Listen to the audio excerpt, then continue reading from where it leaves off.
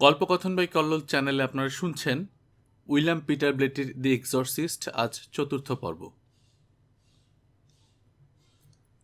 মে মাসের ১১ তারিখ বুধবার বিকেল ৩টায় রেগানকে ডেটন থেকে ফিরিয়ে আনা হলো। ডাক্তাররা রেগানের ঘরের বড় জানলাটা স্থায়ীভাবে বন্ধ করে দিল আর ঘর থেকে সরিয়ে নিল সবগুলো আয়না ও কাচের জিনিস। ডাক্তার ক্লিন এসে অনেকক্ষণ ধরে ক্রিসকে শেখালেন কিভাবে নাকের ভেতর নল দিয়ে খাবার খাওয়াতে হয়।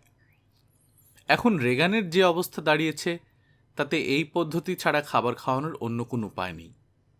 ডাক্তার ক্লিন বললেন, মিসেস ম্যাকনিল, লক্ষ্য রাখবেন যেন তরল খাবার ফুসফুসে চলে না যায়। খুব সাবধানে ব্যবহার করবেন এটা। ডাক্তার ক্লিন চলে যেতেই ক্রিস তার এজেন্টকে ফোন করল, জানিয়ে দিল ছবি পরিচালনার দায়িত্ব সে এখন নিতে পারবে না। মিসেস জো পেরিনকেও ফোন করল ক্রিস, কিন্তু তাকে পাওয়া গেল না। কার্ল শক্ত নাইলনের দড়ি দিয়ে বিছানার সঙ্গে রেগানকে বাঁধল। তার মুখ তখনও অভিব্যক্তিহীন। একসময় শুধু বলল, ম্যাডাম, আমাদের রেগান কি ভালো হবে? ক্রিস কোনো উত্তর দিল না। কার্লের মধ্যে রেগানের জন্য গাঢ় মমতা আছে। ক্রিস দেখেছে কার্ল প্রায় সারাক্ষণই রেগানের ঘরে মাথা নিচু করে বসে থাকে। ক্রিসের জীবনযাত্রা সঙ্গত কারণেই বদলে গেছে। তার অনুভূতিগুলি কেমন ভোতা হয়ে গেছে ইদানিং। বসার ঘরে চুপচাপ বসে থাকতে থাকতে একসময় ভাবল, বাইবেল পড়লে কেমন হয়। কিন্তু ঘরে বাইবেল নেই, ধর্মীয় কোনো কিছুই নেই। ক্রিস অলস চোখে তাকালো বইয়ের তাকের দিকে। এ কি, মেরি জোর পাঠানো বইটা এখানে কেন? এটা না তার শোবার ঘরে ছিল? ক্রিস তাক থেকে বইটা নামিয়ে আনলো। এখানে কে আনলো এটা? শ্যারনকে ডেকে এ কথা সে কথা বলতে বলতে হঠাৎ করে ক্রিস বইটার প্রসঙ্গ তুলল। বইটা পড়েছ? না, এ ধরনের বই পড়তে আমার ভালো লাগে না। ভূত প্রেতের বই আমি পড়ি না। রাতে ঘুম হয় না, বিচ্ছিরি লাগে। বই হাতে ক্রিস ওপরে উঠে গেল। Carl, Carl! কি হয়েছে ম্যাডাম? এই বইটা কি তুমি বসার ঘরে রেখেছ? না ম্যাডাম। উইলি কোথায়? ও তো কিচেনে ডিনার তৈরি করছে। নিচে নেমে এলো ক্রিস। তার মনে একটা সন্দেহ জেগেছে। হয়তো রেগান পড়েছে এই বই। বেরিঞ্জার ক্লিনিকের ডাক্তাররা যা বলেছেন তাই হয়তো সঠিক। রেগান সম্ভবত এই অবস্থায় এসেছে অটো সাজেশনের মাধ্যমে। এই বইটাই হয়তো সবকিছুর মূলে। উইলি, ম্যাডাম, এই বইটা কি তুমি বসার ঘরে এনে রেখেছ? হ্যাঁ। কোথায় পেয়েছিলে এটা? রেগানের শোবার ঘরে। সত্যি? হ্যাঁ ম্যাডাম, রেগানের ঘরের মেঝেতে পড়েছিল। ঘর পরিষ্কার করতে গিয়ে হঠাৎ দেখলাম। ঠিক আছে, যাও। উইলিকে বিদায় করে দিয়ে চিন্তিত মুখে ক্রিস বইটা নিয়ে বসল। ডাইনিতন্ত্র, ভূতে পাওয়া, শয়তানের উপাসনা, অনেকগুলো অধ্যায় আছে বইটিতে। মিসেস জো পেরিন এই বইটা তাকে পড়তে দিলেন কেন? ক্রিস? কি? ডিটেকটিভ মিস্টার কিন্ডারম্যান তোমার সঙ্গে কথা বলতে এসেছেন। ওকে চলে যেতে। না না, আসতে বলো শ্যারন, আসতে বলো। মিসেস ম্যাকনিল, আসুন, ভেতরে আসুন। কেমন আছেন আপনি? ভালো, ধন্যবাদ। আর আপনার মেয়ে, সে কেমন আছে? আগের মতোই। আহা, বড় দুঃখের ব্যাপার। বাচ্চা কাচ্চার শরীর খারাপ থাকলে কেমন লাগে আমি জানি।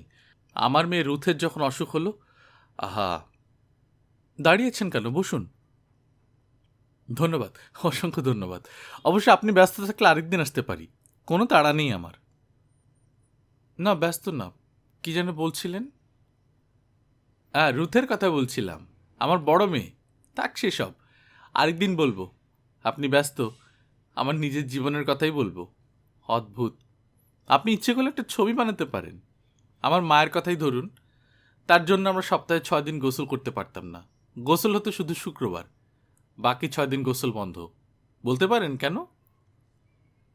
ভারী আশ্চর্য তো। কেন? হ্যাঁ, আশ্চর্যের ব্যাপারই। ওই 6 দিন আমার মা বাথটাবে একটা কাতল মাছ ছেড়ে রাখতেন। জ্যান্ত মাছ। তার ধারণা ছিল মাছটা বাথটাবে সব দূষিত জিনিস খেয়ে ওটাকে জীবাণুমুক্ত রাখবে। এখন বুঝুন অবস্থাটা।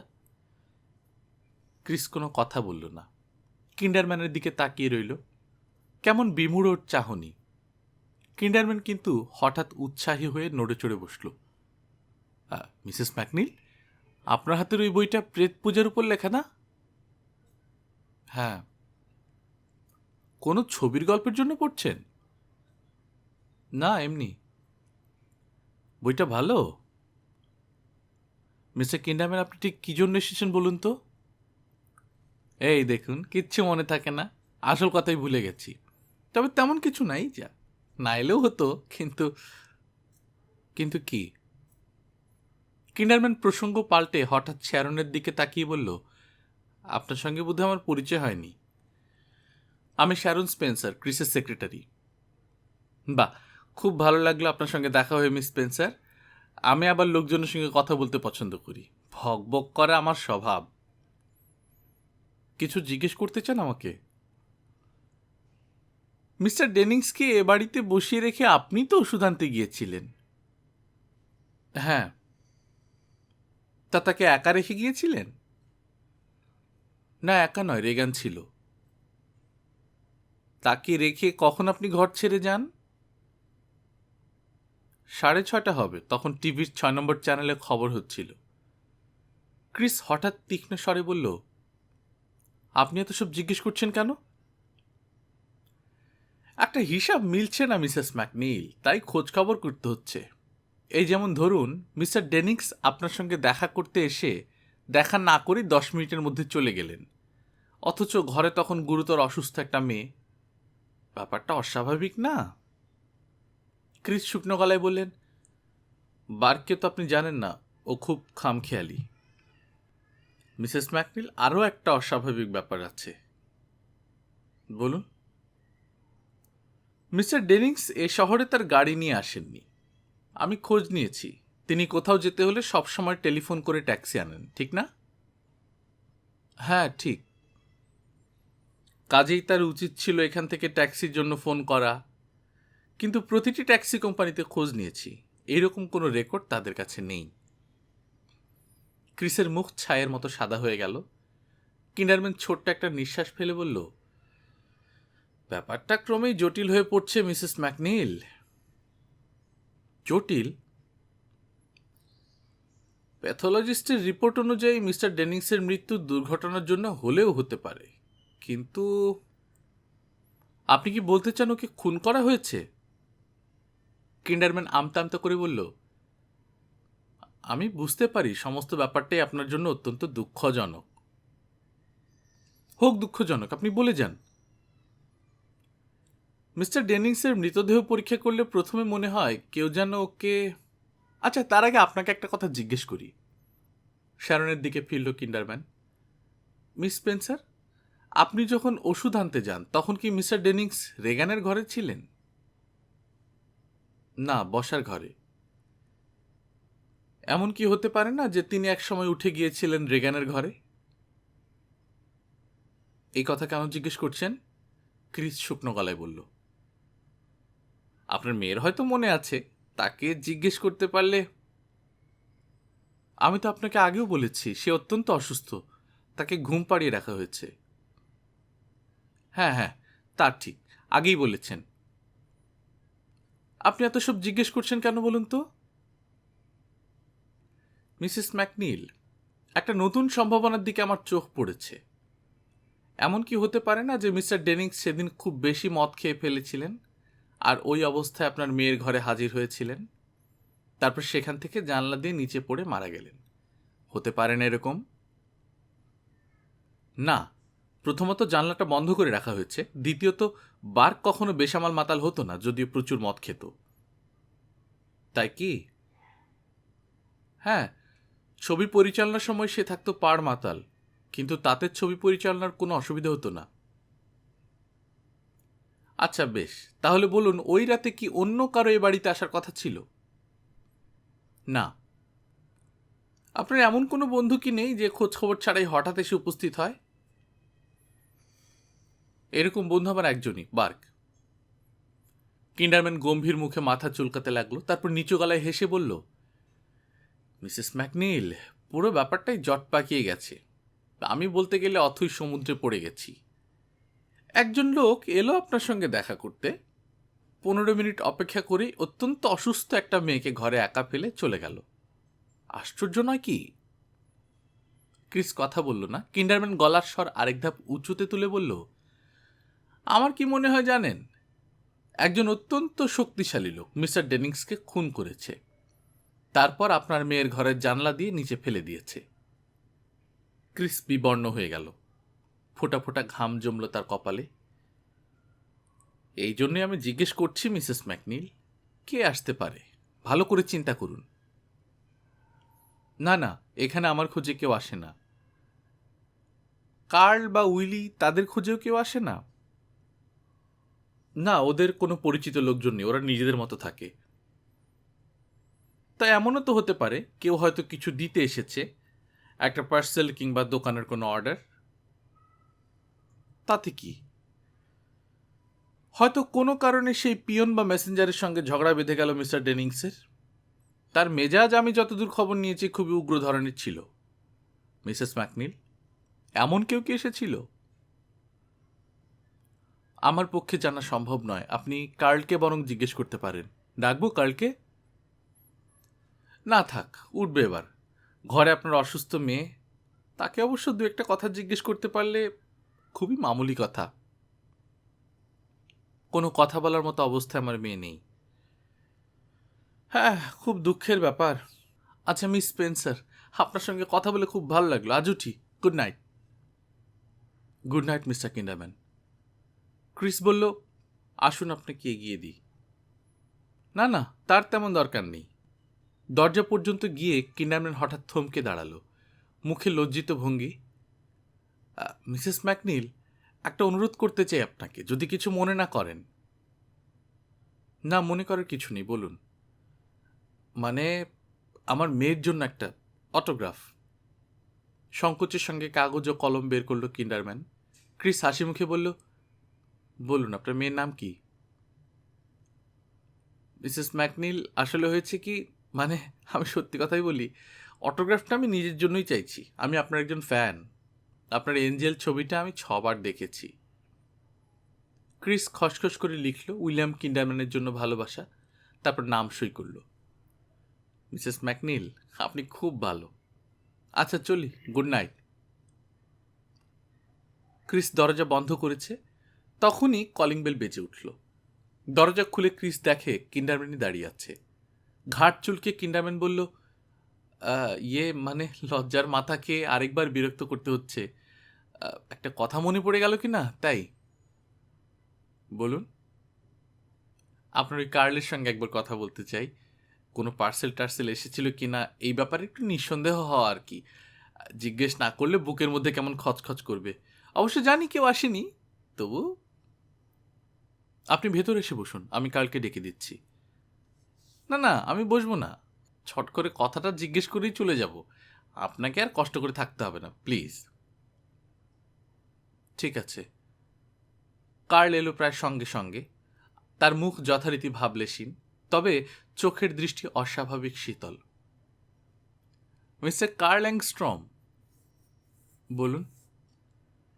আইন মোতাবেক আপনি আমার কথার জবাব ইচ্ছা করলে নাও দিতে পারেন, ইচ্ছে করলে একজন অ্যাটর্নির মাধ্যমে আমার প্রশ্নের উত্তর দিতে পারেন। কি জানতে চান বলুন। আপনি যা বলবেন প্রয়োজন হলে আমি তা কোর্টে আপনার বিপক্ষে ব্যবহার করতে পারি, ঠিক আছে? ঘাড় নাড়ল কার্ল।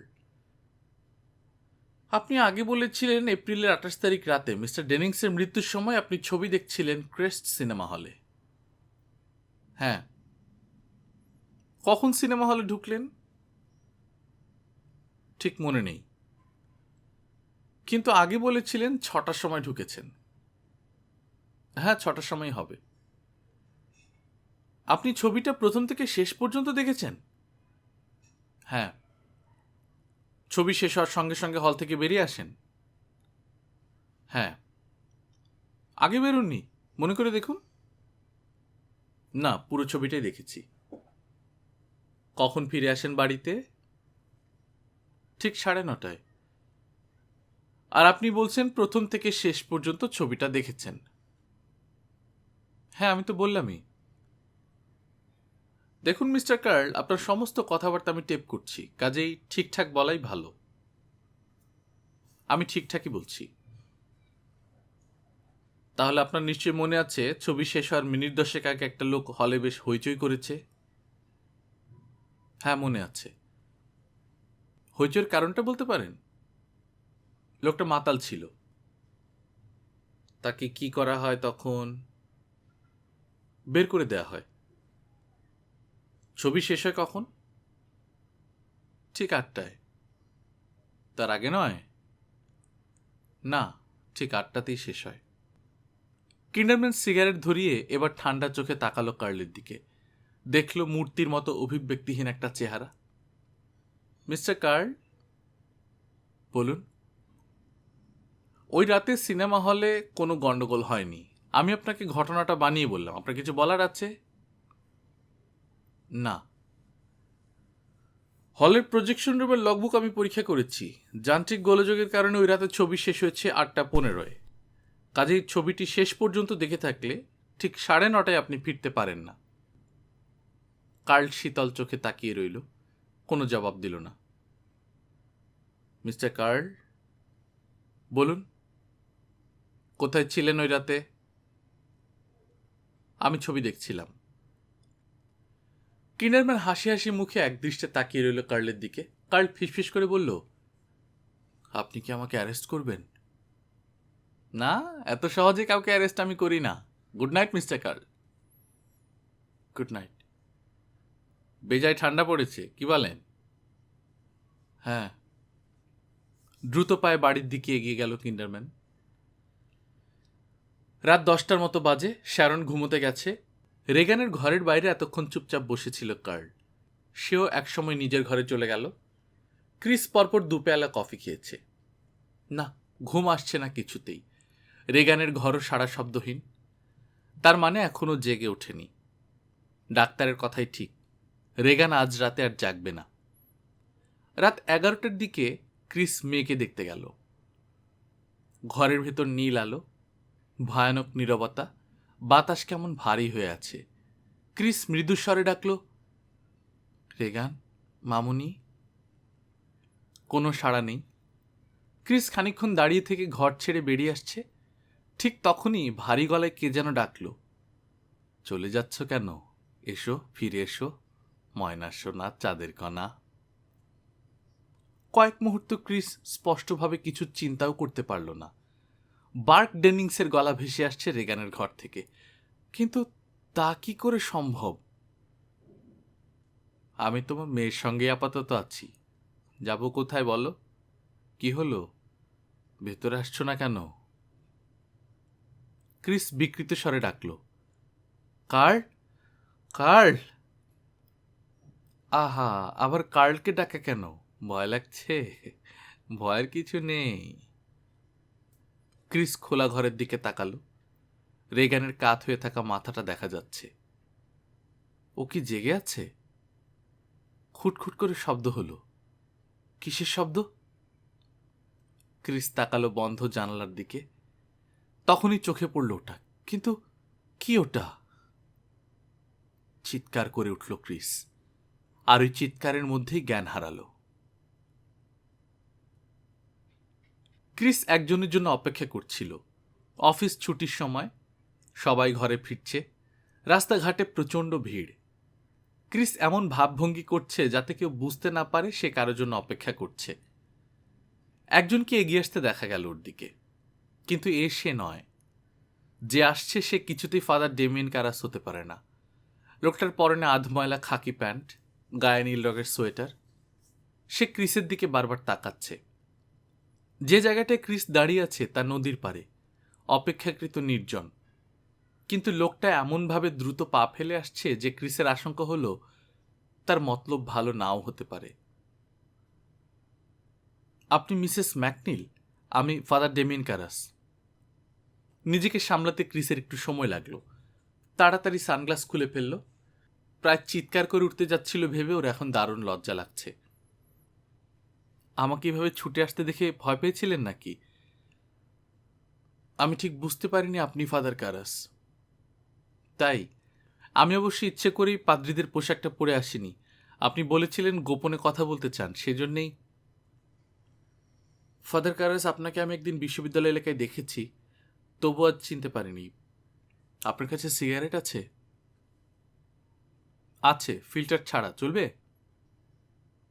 আজ আমি যে কোনো সিগারেট খেতে পারি। মিসেস ম্যাকনিল, হঠাৎ কি দরকার পড়লো আমার, যা আবার খুব গোপনীয়? কারাস সিগারেট বের করলেন। শুনলাম আপনি একজন নামকরা সাইকিয়াট্রিস্ট। ঠিকই শুনেছেন, নাম করা কিনা জানি না, তবে সাইকিয়াট্রিস্ট। আপনি কোথায় পড়াশোনা করেছেন? হার্ভার্ড আর জন হপকিন্সে, তারপর বেলভুতে। আশ্চর্য তো, আমি কিন্তু আপনাকে একজন সাধারণ পাদ্রী মনে করেছিলাম। আমি আসলেই তাই, মিসেস ম্যাকনিল। আপনি ফাদার ডায়ারকে চেনেন? হ্যাঁ, আমার ঘনিষ্ঠ বন্ধু। তিনি আমার বাড়িতে একদিন এসেছিলেন। ডেমিয়েন কারাস জিজ্ঞাসু চোখে তাকালেন। ক্রিস থেমে থেমে বলল, তিনি কি আমার বাড়ির পার্টি সম্পর্কে কিছু বলেছেন আপনাকে? না তো।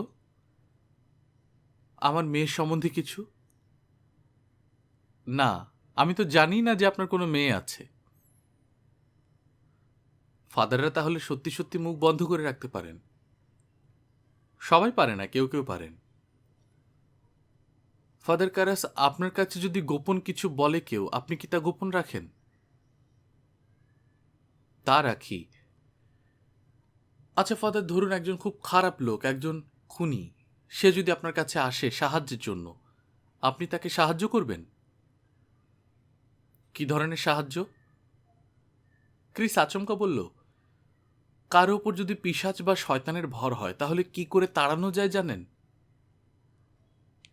আমি আপনার কথা ঠিক বুঝতে পারলাম না। ধরুন কারো উপর শয়তানের আছর হয়েছে। মিসেস ম্যাকনিল, এসব আজকাল হয় না।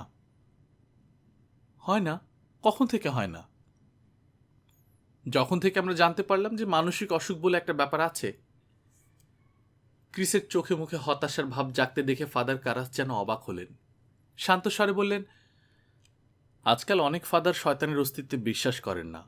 শয়তানে বা পিশাচে পাওয়া বিশ্বাস করা তো অনেক দূরের ব্যাপার। আপনি কি সত্যি সত্যি একজন পাদ্রী? বাইবেলে তো মানুষের উপর শয়তানে ভর হওয়ার অনেক কাহিনী আছে, অনেক কাহিনী। প্রভু যীশু সেসব শয়তান তাড়িয়েছেন। মিসেস ম্যাকনিল, আসলে ওদের স্কিজোফ্রেনিয়া ছিল, শয়তান বা পিশাচের কোনো ব্যাপার নয়। ক্রিস আচমকা বলে ফেলল, ফাদার কারাস, আমার একমাত্র মেয়ের উপর পিশাচের ভর হয়েছে। আপনি কি কোনোভাবে এই পিশাচকে তাড়াবার ব্যবস্থা করতে পারেন? আপনি এক্সোরসিজমের কথা বলছেন? হ্যাঁ, কিন্তু আপনি হয়তো জানেন না, এক্সোরসিজমের ভালোর চেয়ে মন্দ হওয়ার সম্ভাবনাই বেশি। কেন? মন্দ হবে কেন? এক্সোরসিজমের পুরো ব্যাপারটাই দারুণ সাজেস্টিভ, মনের উপর খুব প্রভাব ফেলতে পারে। তাছাড়া গির্জার অনুমতি প্রয়োজন, সে অনুমতি সহজে পাওয়া যাবে না। প্রথমে ওরা নিশ্চিত হতে চাইবে যে সত্যি আপনার মেয়েকে পিশাচে পেয়েছে, সেটা অনেক সময় সাপেক্ষ ব্যাপার। আপনি কি এক্সোরসিজম করতে পারেন? পারি, সব ফাদারই পারেন, তবে গির্জার অনুমতি লাগবে, তাছাড়া হবে না। আপনি কি একবার দেখবেন আমার মেয়েকে, প্লিজ?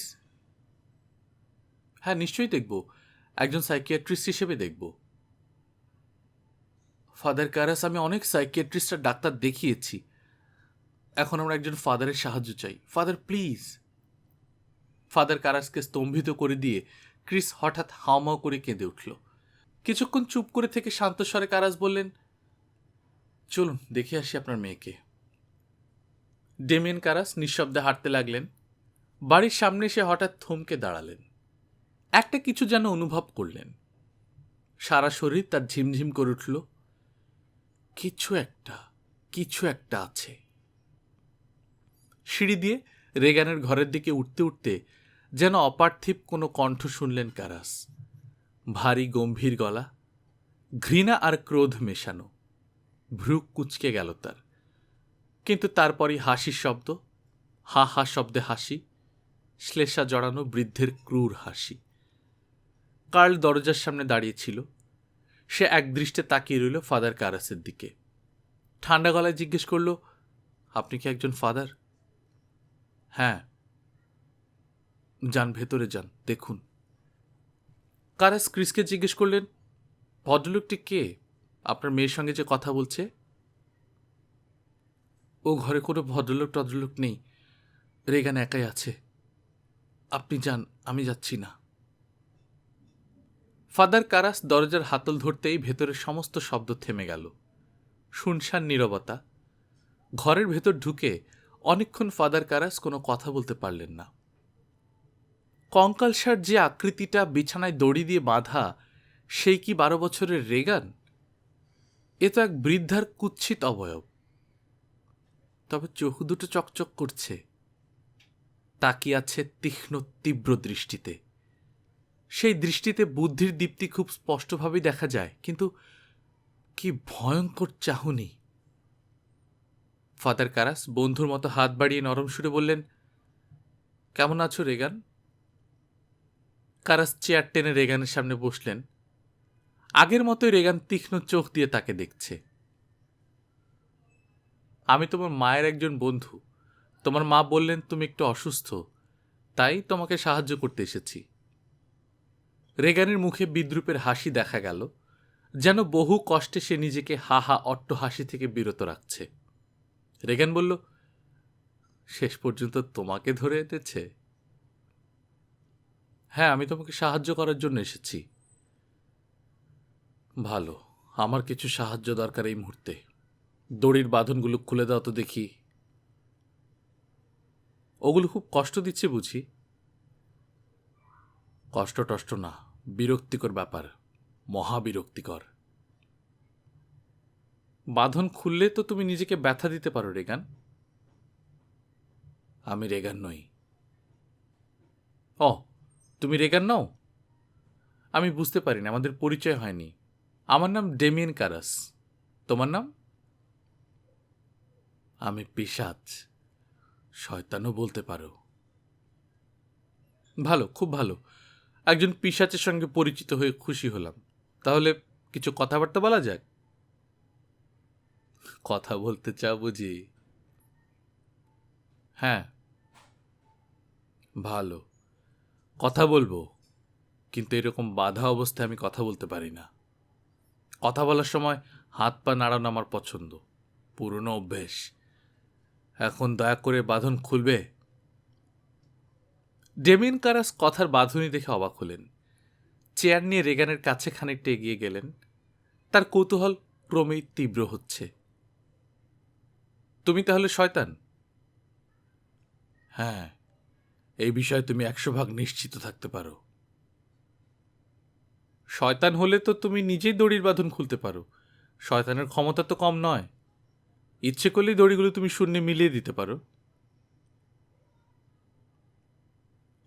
তা পারি, তবে ক্ষমতার নমুনা দেখাতে পছন্দ করি না। ব্যাপারটা তাহলে স্থূল হয়ে পড়ে। আমি সবকিছুতেই সূক্ষ্মতা পছন্দ করি। আমি একজন শিল্পী, বুঝলে? হ্যাঁ, তা বুঝতে পারছি। তাছাড়া আমি যদি তোমাকে বাঁধন খুলতে না দেই, তাহলে একটা সৎ কাজ করার সুযোগ থেকে তোমাকে বঞ্চিত করা হয়। শয়তানের কাজই হচ্ছে মানুষকে ভালো কাজ থেকে বিরত রাখা। কাজেই তোমার চেষ্টা করা উচিত যাতে আমি কোনোভাবে ভালো কিছু করতে না পারি, তাই না? ডেমিয়েন কারাস, তুমি তো শেয়ালের মতো ধূর্ত। তা শোনো, বাঁধনগুলো তুমি খুলে দাও। তোমাকে আমি ভবিষ্যতের সব কিছু বলে দেব। ভবিষ্যৎ বলে দেবে? প্রমাণ কি যে তুমি ভবিষ্যৎ বলতে পারো? আমি শয়তান, আমি পারি। একটা প্রমাণ দাও। প্রমাণ দিয়েও লাভ হবে না। তোমার মধ্যে বিশ্বাস খুব কম। তুমি তো ঈশ্বরেও বিশ্বাস করো না। কারাস চমকে উঠলেন। রেগানের ভুরু নাচছে, চোখ দুটো ঝলসে উঠেছে বিদ্রূপে। মনের ভাব লুকিয়ে কারাস সহজভাবে কথা বলে যেতে চেষ্টা করলেন। একটা সহজ প্রমাণই না হয় তুমি আমাকে দেখাও। তুমি যদি শয়তান হও তাহলে তো তুমি সবকিছুই জানো। আহা, সবকিছু না, প্রায় সবকিছু। দেখলে তো, আমি আমার অক্ষমতাও স্বীকার করি। আমি ভাবছিলাম তোমার জ্ঞানের গভীরতাটা পরখ করব। তার দরকার নেই, আমি নিজে থেকেই বলছি। দক্ষিণ আমেরিকার সবচেয়ে বড় লেকের নাম টিটিকাকা, সেটা পেরুতে। ঠিক আছে? না, আমি এমন কিছু একটা জিজ্ঞেস করব যার উত্তর শুধু শয়তানের পক্ষেই জানা সম্ভব। আচ্ছা বলো তো, রেগান এখন কোথায়? এইখানেই আছে সে। তাকে দেখতে চাই আমি। কেন দেখতে চাও? তাহলে বুঝবো তুমি সত্যি কথা বলছো। ড্যামিয়ান কারাস, তুমি ওর সঙ্গে কিছু করতে টরতে চাও নাকি? হ্যাঁ, তাহলে প্যান্ট খুলে চলে আসে না, দড়িগুলো খুলে দাও, তারপর দেখো মজা সে কেমন ফুর্তি হয়। রেগানের সঙ্গে কথা বলে কি করবে? ও কথাবার্তা তেমন পারে না। তার মানে তুমি জানো না রেগান এখন কোথায়? অর্থাৎ শয়তান তুমি নও।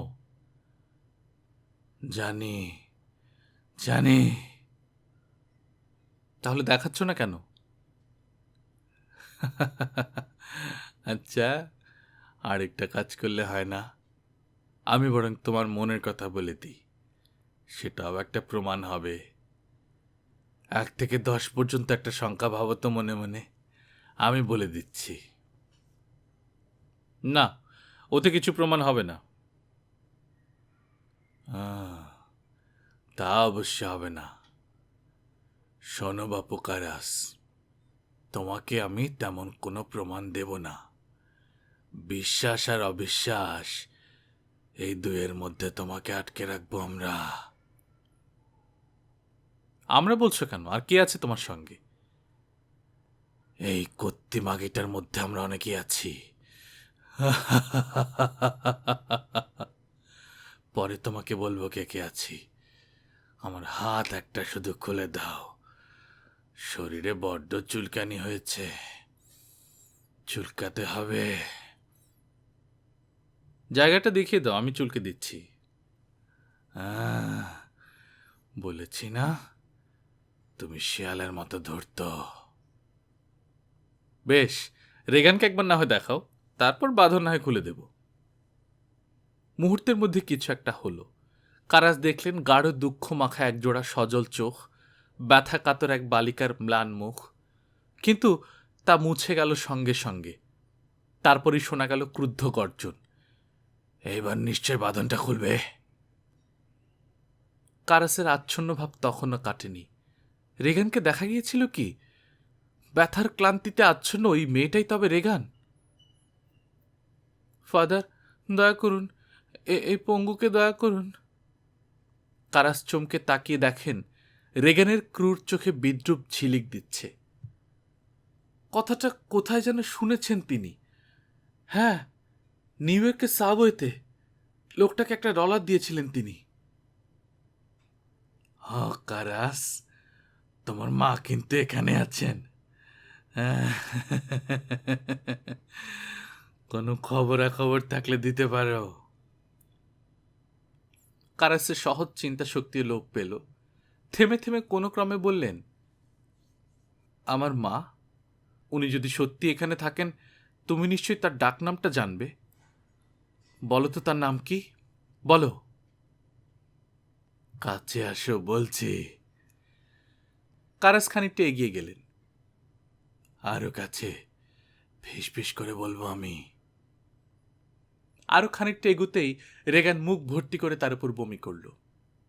কারাস নড়লেন না, শান্তস্বরে বললেন, বলো, আমার মায়ের নাম বলো। রেগান খিলখিল করে হাসতে লাগলো। কারাস ঘর থেকে বেরিয়ে এসে সহজভাবেই বাথরুম কোন দিকে জানতে চাইলেন। ক্রিস মুখ কালো করে বলল, ফাদার, আমি খুব লজ্জিত। লজ্জিত আর কিছু নেই।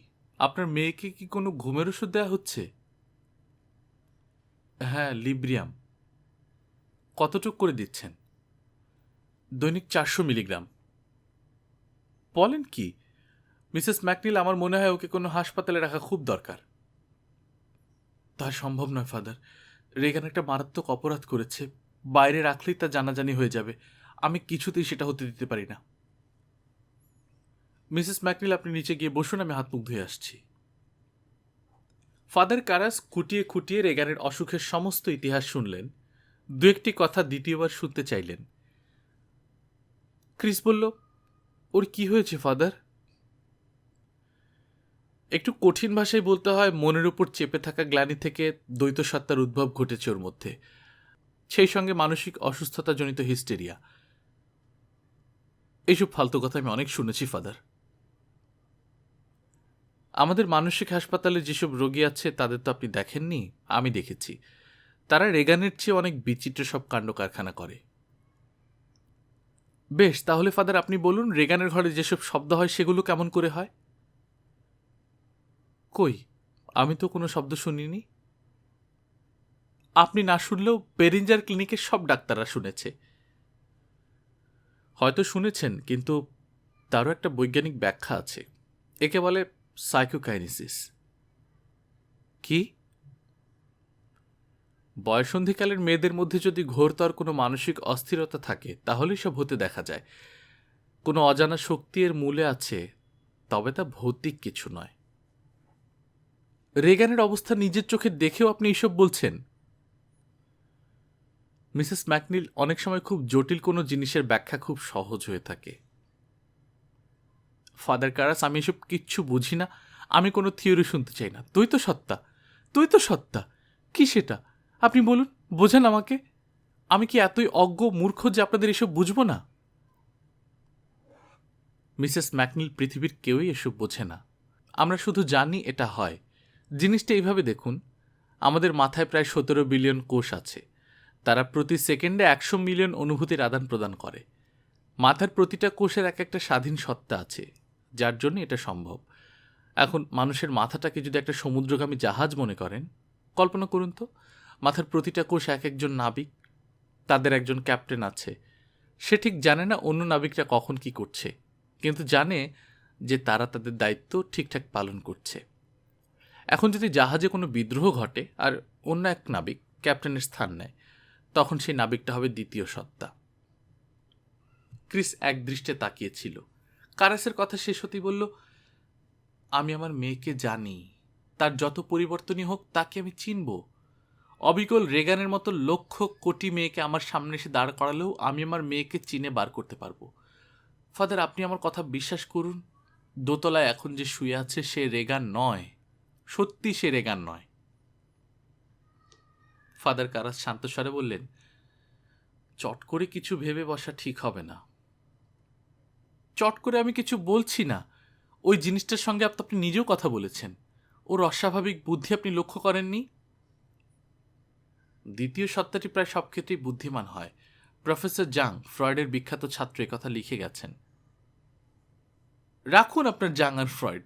আমি আর এসব কথা শুনতে চাই না, যথেষ্ট শুনেছি। কারাস হঠাৎ উঠে দাঁড়িয়ে বললেন, আমি আজ উঠবো, আমার একটা লেকচার আছে। তবে আবার আসবো। যতদিন না আপনার মেয়ে সুস্থ হয় আপনি আমাকে পাবেন। ক্রিস কিছু বলল না। আপনি আমাকে রেগানের মেডিকেল রেকর্ড দিতে পারেন? দেখুন ফাদার, আমি ওসব এক দফা শেষ করে এসেছি। শেষ করলেও আমার লাগবে। ধর্মীয় পদ্ধতিতে শয়তান তাড়াবার ব্যবস্থা করতে হলেও ওর মেডিকেল রেকর্ড আমার লাগবে। গির্জার অনুমতির জন্য আমার প্রমাণ করতে হবে রেগানের মধ্যে সত্যি কিছু একটা ভর করেছে। কবে নাগাদ আনতে পারবেন সেসব? তাড়াতাড়ি আনবার জন্য যদি একটা প্লেনও ভাড়া করতে হয় আমি করব ফাদার। আর ওর কথাবার্তার টেপ দরকার। আগে ওর কথা কেমন ছিল আমি শুনতে চাই। আমি এনে দিচ্ছি। জন্মদিন ওর বাবাকে পাঠাবার জন্য একটা ক্যাসেট টেপ করেছিল। বিদায় নেবার আগে ফাদার কারাস বললেন, আচ্ছা মিসেস ম্যাকনিল, আপনি কি জানেন যে কিছুদিন আগে আমার মা মারা গেছে? হ্যাঁ জানি। আমি খুব দুঃখিত ফাদার। আপনার মেয়ে কি জানে? না তো, সে জানবে কোত্থেকে? কারাসের কুচকানো ভ্রু দেখে ক্রিস উদ্বিগ্ন হয়ে জানতে চাইল, এসব কথা জিজ্ঞেস করছেন কেন? ঘর থেকে বেরিয়ে ঘাড় ফিরিয়ে কারাস রেগানের জানালার দিকে তাকালেন। তিনি অকারণেই কেমন অস্থিরতা অনুভব করছেন। তার মনে হলো পর্দা ঘেরা ওই বন্ধ জানালার ওপাশ থেকে কেউ যেন তাকে স্পষ্ট দেখতে পাচ্ছে। অনেকক্ষণ অভিভূতের মতোই দাঁড়িয়ে থাকলেন তিনি। কারাস সরাসরি নিজের ঘরে গেলেন না। প্রথম গেলেন জর্জটাউন বিশ্ববিদ্যালয়ের লাইব্রেরিতে। গাদাখানেক বই আর পত্রপত্রিকা ইস্যু করলেন। তারপর ঘরে ফিরে সিগারেট ধরিয়ে ভাবতে বসলেন, রেগানের যা হয়েছে তাকে কি সত্যি সত্যি হিস্টেরিয়া বলা চলে? সে কি করে তার মায়ের কথা জানল? কি করে নিউ ইয়র্ক সাবওয়ের সেই বিকলাঙ্গ ভিখিরির গলায় কথা বলল? চিন্তিত মুখে কারাস লাইব্রেরি থেকে আনা বইগুলোর পাতা উল্টাতে লাগলো। অন্য মানুষকে ভঙ্গিতে একসময় দ্য রোমান রিচুয়ালস বইটা খুলে শয়তান সম্পর্কিত অংশটাতে চোখ বোলাতে লাগলেন। কেউ যেন প্রথমে ভূতে পাওয়ায় বিশ্বাস না করেন। শয়তানের ভর সত্যি হয়েছে কিনা তা আগে সঠিকভাবে জানতে হবে, লক্ষণসমূহ বিশ্লেষণ করতে হবে। যখন কাউকে শয়তানে ধরে তখন সে সাধারণত বিচিত্র ভাষায় কথা বলতে পারে এবং ভবিষ্যতের ঘটনাসমূহ বলতে পারে। শয়তান অবশ্যই তার অস্বাভাবিক ক্ষমতার পরিচয় দেবে, সেই সঙ্গে তার ক্ষুরধার বুদ্ধিরও প্রমাণ পাওয়া যাবে। ভূতে পাওয়ার ওই লক্ষণগুলো রেগানের লক্ষণগুলোর সঙ্গে মিলে যায়। কিন্তু ক্রিস বলছে পরকাল বিষয়ক একটা বই পড়েছে রেগান। সেই বইটা কি রেগানের দুর্বল মনে কোনো প্রভাব ফেলেনি? আচ্ছা, রেগানের অস্বাভাবিকতাগুলোকে একটা একটা করে বিশ্লেষণ করা যাক। কারাস কাগজ নিয়ে বসলেন। 1. রেগানের চেহারায় বিকৃতি। অসুখের জন্য হতে পারে। শরীর মনের ছায়া, শারীরিক অসুস্থতার চেহারায় ধরা পড়বেই। 2. রেগানের গলার স্বরের পরিবর্তন। আগেকার গলার স্বর শোনা হয়নি, কাজে কতটুকু পরিবর্তন হয়েছে তা বলা সম্ভব নয়। তাছাড়াও দিনরাত বিকট স্বরে চিৎকার করলে স্বরতন্ত্র মোটা হবেই। 3. রেগানের কথা বলার ধরন এবং সাধারণ জ্ঞানের নতুন বিস্তৃতি, ক্রিপ্টোমেন্সিয়া। 4. রেগান তাকে পাদ্রী হিসেবে চিনতে পেরেছে, যদিও তার গায়ে কোনো পোশাক ছিল না। অনুমান করে বলেছে, সৌভাগ্যক্রমে এই অনুমান সত্যি হয়েছে। 5. রেগান ধরতে পেরেছে যে তার মা মারা গেছে। এটা অনুমান। আমার বয়স 40, আমার মা বেঁচে না থাকারই কথা। 6. কথাবার্তায় রেগানের ক্ষুরধার বুদ্ধি। দ্বৈত সত্তার আবির্ভাব ঘটলে দ্বিতীয় সত্তাটি সচরাচর অত্যন্ত বুদ্ধিমান হয়, এ বিষয়ে জাংয়ের অভিমত সঠিক। কারাস কাগজ কলম সরিয়ে রেখে একটা দীর্ঘ নিঃশ্বাস ফেললেন। রেগানের কথার যে টেপটি এনেছেন সেটা রেকর্ডারে চালু করলেন। রেগানের গত জন্মদিনে টেপটা করা হয়েছিল তার বাবাকে পাঠাবার জন্য। ঋণ ঋণে মিষ্টি গলা, বাবা আমি কথা বলছি, কিছু মনে আসছে না। মা কি বলবো? বলো সারাদিন কি করলে? বাবা শোনো, আমার কথা শুনতে পাচ্ছ? কোথায় গিয়েছিলাম জানো তুমি? আচ্ছা প্রথম থেকে শুরু করি। টেপ বন্ধ করে কারাস নিজের মনে বললেন, রেগানের ঘরে যে বসে আছে সে রেগান নয়, হতেই পারে না। রাত 12টার দিকে কারাস সিগারেট ধরিয়ে বারান্দায় এসে বসলেন। তার মাথায় একটা পরিকল্পনা এসেছে। রেগানের গায়ে যদি হলি ওয়াটার নাম দিয়ে সাধারণ কিছু পানি ছিটিয়ে দেয়া হয় তাহলে কি হবে? যদি সত্যি সত্যি শয়তান হয়ে থাকে তাহলে সে জানবে ওটা কিছুই না, কাজেই হলি ওয়াটারের কোনো প্রভাব পড়বে না। কিন্তু যদি এটা কোনো মানসিক অসুখ হয়, যদি এই শয়তান হয়ে থাকে রেগানের মনের কল্পনা, তাহলে সে সাধারণ পানিকেই হলি ওয়াটার মনে করবে আর যন্ত্রণায় চিৎকার শুরু করবে। কারাস খুশি মনে আরেকটা সিগারেট ধরালেন। নিখুঁত পরিকল্পনা। গল্পকথন বাই কল্লোল চ্যানেলে আপনারা শুনছিলেন উইলিয়াম পিটার ব্লেটির পিশাচ উপন্যাস দ্য এক্সোরসিস্ট। আজ 4র্থ পর্ব শেষ হলো। আমাদের 5ম এবং শেষ পর্ব আগামীকাল আমরা আনবো। আপনারা যারা প্রথমবার মতো শুনছেন কাইন্ডলি সাবস্ক্রাইব করে নেবেন। গল্প পাঠ ভালো লাগলে বন্ধুদের সাথে শেয়ার করবেন। নিজে ভালো থাকবেন, আশেপাশের লোকজনকে ভালো রাখবেন। টাটা।